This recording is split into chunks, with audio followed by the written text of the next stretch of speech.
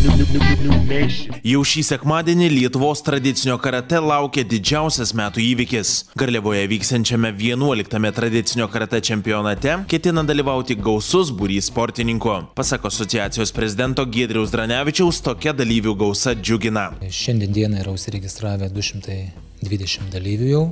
Tai renginys bus iš tiesų didelis, masiškas. Džiaugiamės, kad kiekvienais metais jis tampa vis didesniu.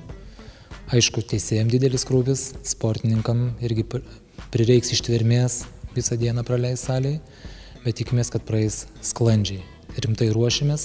Tradicinio karate čempionato vykdymo našta šiais metais teko Kauno rajono tradicinio karate klubui Tikslas. Neabejingas renginiui liko ir Kauno rajono savivaldybės meras Valerijus Makūnas. Lietuvos tradicinio karate asociacijos prezidentas Giedrius Dranevičius tikisi, kad finalinės suaugusiųjų kovos gali pateikti ir staigmenų.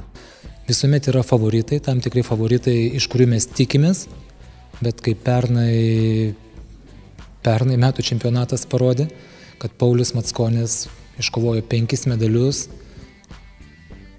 grįžęs į treniruotės po tam tikro praleisto laiko, metus laiko ruošėsi ir buvo visiems netikėtas staigmenai. Kovos tikrai, manau, bus įdomios, netikėtumų bus, nes jų būna visada, bet iš favoritų, kaip visą laiką, tikimės gražios taktiškai, gražios techniškai ir tokia su gera dvasia kovos, tikros kovos. Finalinės Lietuvos tradicinio karate kovos prasidės 17 val. Garliavos sporto centre.